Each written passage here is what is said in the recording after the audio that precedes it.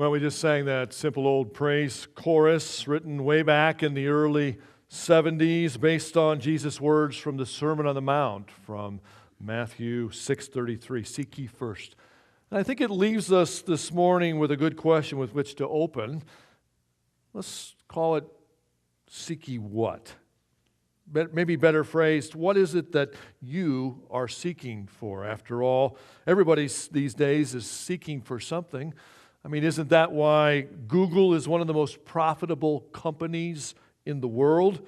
People go to Google every day to search for information about such an astounding array of different subjects. They're seeking for more information on the latest crisis that are happening in the world, or they're seeking for gossip about their favorite celebrity, or they're seeking information on a specific model of car that they might be looking at, or maybe they're checking out a church website to see if that's a church they might want to go to. I know a year ago, as I was interviewing here in the winter and spring, I was checking out this church's website. Even terrorists, they say, go to Google to see if they can find terrible new ways to wreak havoc on the civilized world. Everybody is seeking something. In fact, I probably look up something on Google at least once a day.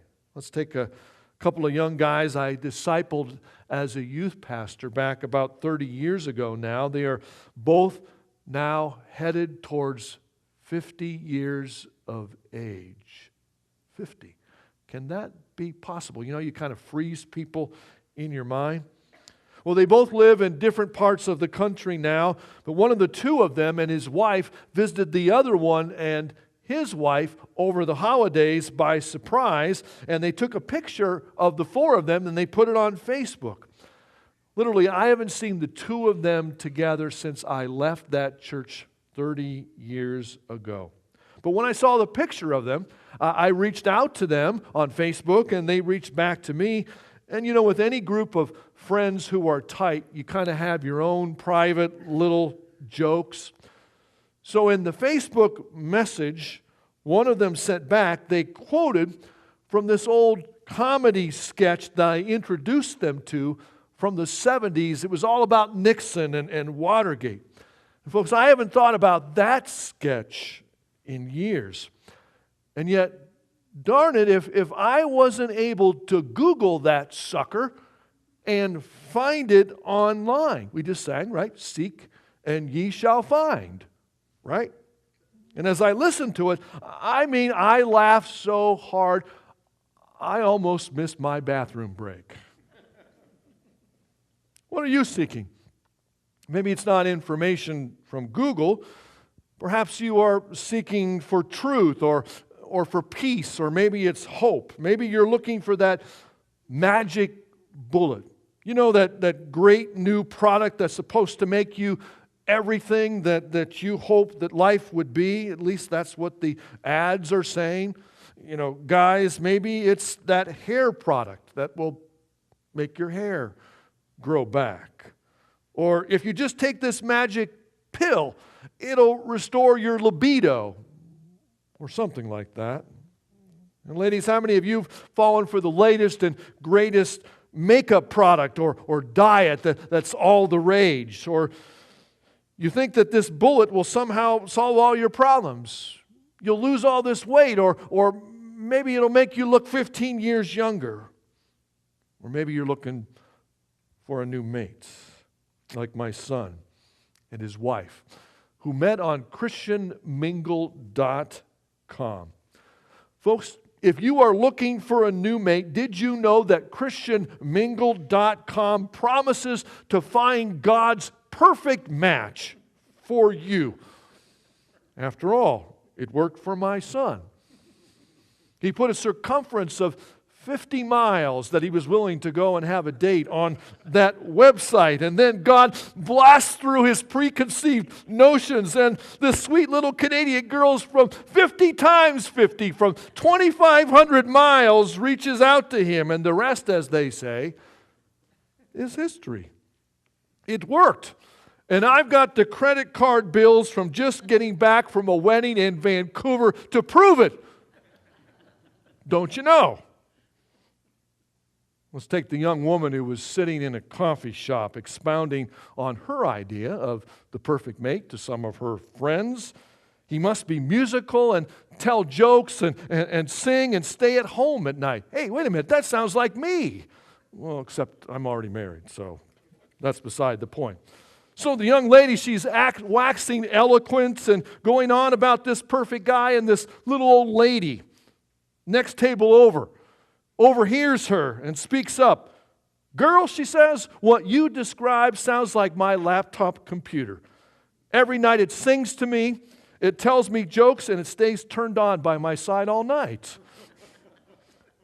Yeah, a perfect mate can be hard to come by, with the exception of my wife, Cindy, of course.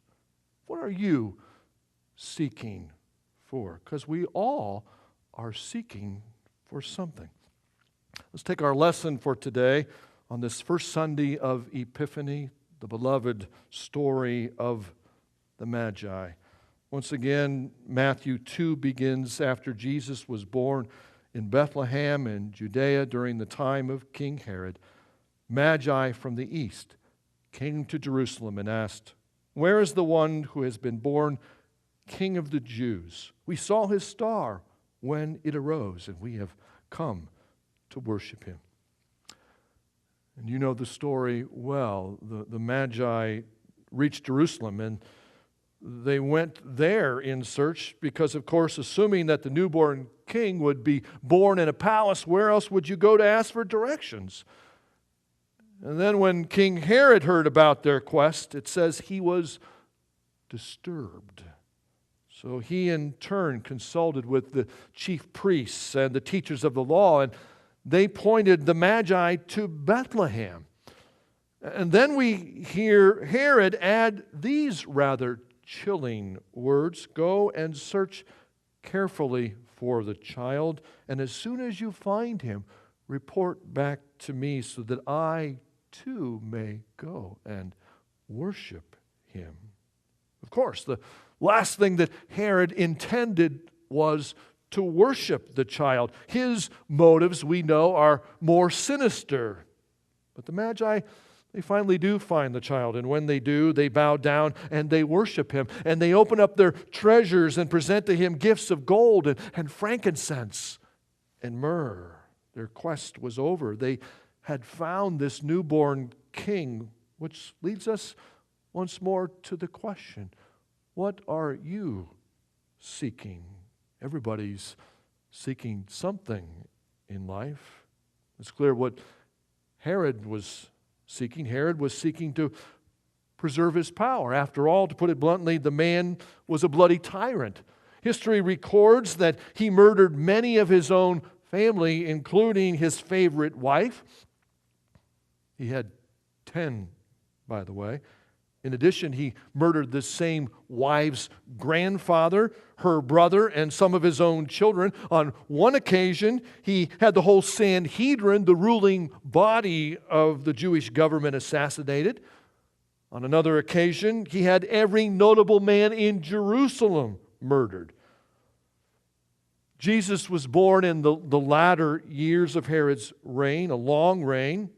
But this fact alone shows how much of a monster he really was. This guy wouldn't even be around when this infant king he sought would inherit the throne.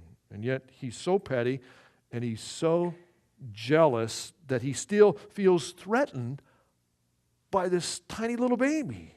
Herod was a man who was possessed by a lust for power. He was suspicious and savage and warped. In fact, when he realized that he had been duped by the Magi, the guy gives orders to kill all the boys in Bethlehem and its vicinity. Who knows how big that vicinity was, who were more than 2 years and under. What a madman. But the point is, don't think that Herod's example doesn't have any relevance for us today, whether we like to admit it or not.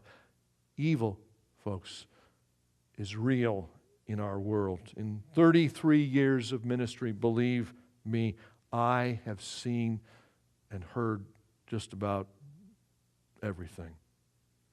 Evil. I've experienced it up close and personal in many, many ways. Let me share just one example with you. 15 years ago, around Easter, the church I was serving in Akron, Ohio, was putting on an Easter musical. And a young man named Chris, who had had a brief stint with the Army, received a medical discharge. And so he decided to come back home. So we got to know one another. We became close. I began to disciple him, and I got him involved in this musical.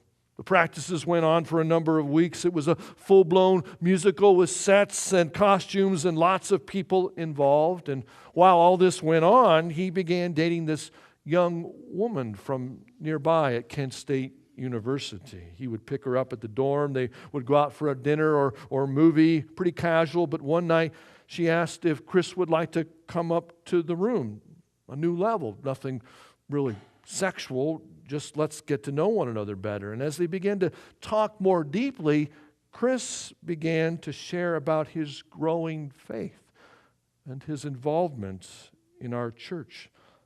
And as he did so, he noticed a visible agitation begin to come over this young woman's personality. And suddenly, out of her mouth, I kid you not, came this deep, guttural-sounding voice that no woman should ever have.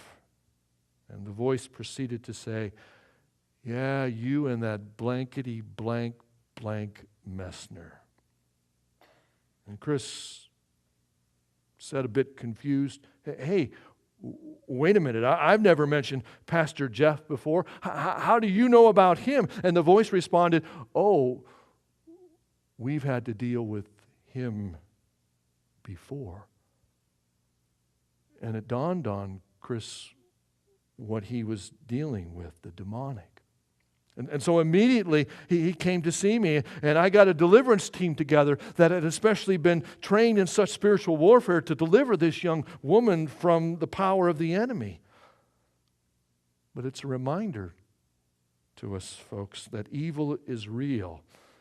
And just as with one of the devil's servants, Herod, so it is with his master, that Lucifer does not like to give up his territory. He jealously guards his turf, and what he reigns over, he desperately seeks to defend. Because even the devil, especially the devil, is seeking something. In fact, as Jesus himself said, the enemy seeks to steal and kill and destroy. And folks, we don't have to hear some ghostly sounding, ooh, doo-doo-doo-doo, supernatural kind of story to talk about evil. I mean, how many times as a pastor have I had to deal with how the enemy seeks to steal and kill and destroy through something as common as domestic violence? You know, I read recently that 30% of all couples will experience some form of domestic violence in the lifetime of their relationship. That's a horrendous statistic. Surely it's overstated, Pastor, but just maybe on the other hand, there are more Herods than we could ever imagine. People, a lot of times men, who love exercising their power over others, especially those who are weaker. What I do know, folks, is that 20% of all officers lost in the line of duty are killed while answering domestic violence calls. Take my Uncle Dave, who, while doing this very thing, took a bullet right in his ear hole. And it was a miracle that he survived. And to this very day, the bullet is still in his head. It was too risky even to remove. But unfortunately, the statistics of today's Herods are real. 12 to 15 million women battered each year. And you may think that at Epiphany, the season when we focus on light, it's not an appropriate time to dwell upon the darkness. But if not now, then when? Because what is darkness but the absence of light? Herod was seeking to preserve his position of power, and power is still a dangerous motive in people's hearts. There are Herods in company offices and in service institutions and in homes and even in churches. People who are driven by and seek to maintain their positions of power in this world. But Herod is one of only 3 parties involved in our story today. The second group were the chief priests and the teachers of the law. Herod sought to preserve his power while they sought to maintain the status quo. Yeah, Herod was disturbed after the visit by the Magi, and he called together all the chief priests and the teachers of the law, and he asked them where the Messiah was to be born. In Bethlehem in Judea, they replied. And yet, dear ones, there is not even a hint at this point in the narrative of the conflict that would eventually evolve between Jesus and the chief priests and the teachers of the law. And yet, ironically, 30 years later, they were the very ones responsible for Jesus' death, not Herod. And probably there would have been no conflict between Jesus and the religious authorities if Jesus had simply left well enough alone. I mean, all the religious authorities, what they really wanted was simply to maintain the status quo. You know, don't rock the boat. In fact, it seems to me that there's been a couple songs that came out over the last few decades to that effect, and whether it was singer Don Henley's version featured in the religious film Leap of Faith a while back in sort of a reggae fashion went, and the people all said, sit down, sit down, sit down, you're rocking the boat. I don't have the dreadlocks to kind of make it work. Or maybe it was the older version of the hit musical Guys and Dolls. Got more of a frenetic pace to it. Sit down, sit down, sit down, sit down, sit down, you're rocking the boat. Sit down, sit down, sit down, sit down, sit down, you're rocking the boat. But either way, it's about the same thing. Because ain't that the role of religion? To maintain tradition. In fact, isn't it both the strength and the weakness of the church that we love for things to stay the same? In fact, you know what, folks? Here's a principle that I have profoundly learned over 33 years of ministry. It's impossible for any church to move forward with God's will for them if the highest principle it has as an organization is to keep everybody happy. And you know when I first found out about that?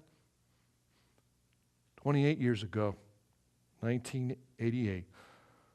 I was 26 years old, and I almost died from a bleeding ulcer. Bled 2/3 of the blood out of my body.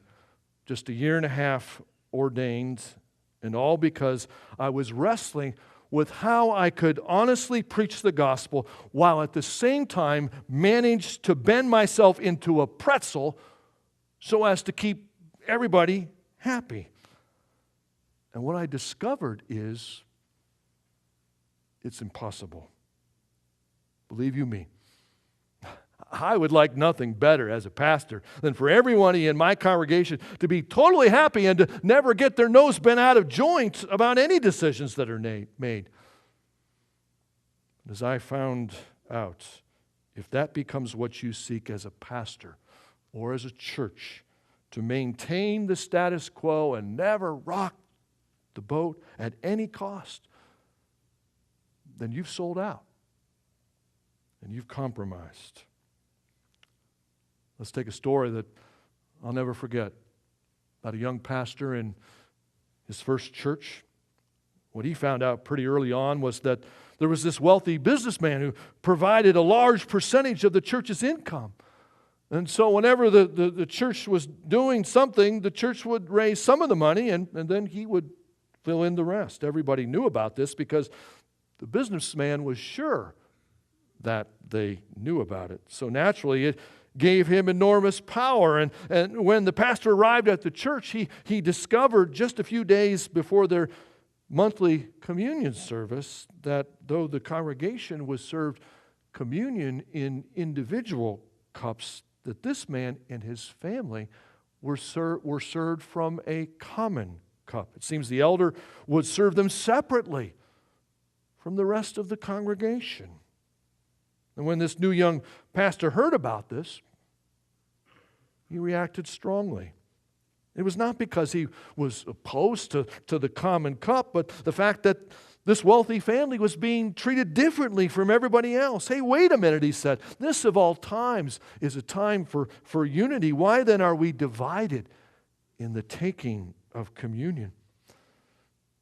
But because he was caught unawares, having just started, he went along with it that first Sunday, but before the next communion service, he went to the elders and explained why this procedure wasn't good for the church, because it seems the congregation had already previously voted for the individual cups, and yet the board had never enforced the policy with this powerful family.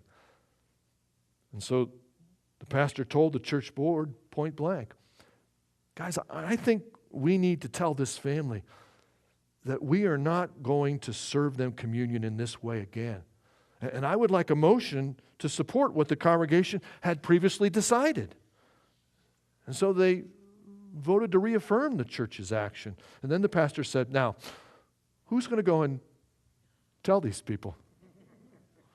And naturally, nobody wanted to go. So the pastor said, well, I'll go. If somebody will go with me, I'll do the talking. So somebody agreed and they went. And folks, just imagine that scene. A 25-year-old young pastor sitting across from a man of 60 in the middle of that man's magnificent, richly appointed house. The whole family was there, the man and his eloquent wife and bachelor son and single daughter.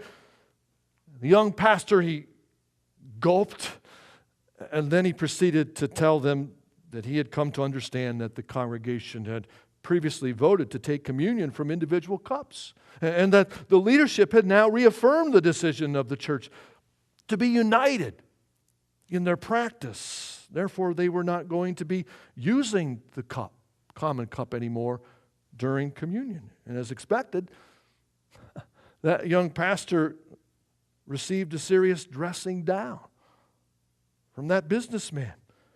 Who do you think you are to come and disturb things? This is the way we've done things here for years. It's the status quo. The young pastor gulped again and said, well, the board of elders unanimously voted to uphold the decision of the congregation, which was nearly unanimous to begin with, except for your family. And now we intend to put this policy into practice. Then we'll just take ourselves and our offerings elsewhere, the man said, to which the young pastor replied with one last gulp, and where would you like us to send your membership? And everything got real quiet. It seems no one had ever spoken to that family that way before. They didn't believe that the church could exist without them, but when they realized that the pastor and the leadership meant what they said, even to the point of seeing them go, they responded, well, let us pray about it. We'll think about it. So that's the way they left it. And to make a long story short, the family ended up staying in the church, but their stranglehold over the church was broken. The status quo was broken. And sometimes that has to happen for a church to move forward. And true, this situation is totally different from our situation here at Community Church, and yet even Jesus himself discovered that he could not keep everybody happy. Hey, Jesus, sit down, sit down, sit down, sit down, sit down, you're rocking the boat. Yeah, we love the status quo. Change is hard. We like for things to stay the way they are. I've often used the analogy of a guy sitting over with his face shoved in the corner, gnawing on an old bologna sandwich. Well, meanwhile, behind him, there's this group of people, and they're feasting at this banquet table on this fine fare, and they keep trying to invite him to leave his corner and his bologna sandwich and to join them. But he refuses because the known, even though it's just an old bologna sandwich, was much more preferable to him than the unknown of having to change and turn around and take the step of launching into something new. Yeah, any change in life or in the church can be like that. That's what we're going to begin to seek to discuss together beginning next Sunday. We're going to come together to begin talking about the elephant in the room and explore what it means to take steps toward the betterment of our future. In these town hall meetings, I think in no small measure we will be about asking the question, what are we all seeking as we move forward together? In today's lesson, Herod sought to maintain his power, and religious leaders sought to maintain their traditions and the status quo. But what about our final people grouping today? Because it seems the Magi were foreigners, likely Gentiles, and yet they came a long way, seeking this newborn king of the Jews. I mean, it's a shame that the wise men couldn't have used Google or Siri or at least a GPS on their camels. That would have been nice, but instead they were totally dependent by faith on nothing more than this bright light in the heavens to guide them. And as we know full well, it led them first to Jerusalem. I suppose if they would have had modern technology, they wouldn't have even had to go to Herod at all. Maybe Herod wouldn't even have been alerted. And we're also told that the Magi came from the east, probably Persia. They were considered to be sort of the skilled scientists of their day, skilled in things like philosophy and medicine and astrology. Some even say they were the priestly order of Persia, advisor to the Persian rulers. So how did they know that the child that they came seeking would be the king of the Jews? It may be that they had some contact with the Jewish community in Persia, left there from the days when Jews were held in captivity in that land. But a definite answer is not really given. Nonetheless, they're led by the star, first to Jerusalem, then to Bethlehem, to the house where the child lay. And the purpose of their quest, what was it? Why did they come? What did they seek? Simply to worship this newborn king. And that is exactly what they did. Herod was seeking power while the chief priests and the teachers of the law sought to maintain the status quo. But the Magi, in faith, simply sought a new direction, an epiphany, a God-shaped new experience in their lives in the person of the one that we call Emmanuel, God with us, come down among us in the form of a tiny babe. So I ask you one more time, what is it that you are seeking, my friends? My guess is that you come here this day genuinely seeking God. You realize the dangers in life of seeking anything else, power, or wealth, or pride, even an attachment to the status quo can end up being an enemy of God if it keeps us from truly seeking and finding Him. For in the end, we must all lay every other motive before this child of Bethlehem. Our prayer this day might be, take my every thought, O Lord, everything that I am and everything that I hope to be. Help me seek one thing, your kingdom, your righteousness, your will. Have your own way. You be the potter, and we'll be the clay. Guide us by your light in the days ahead. And we will seek to follow.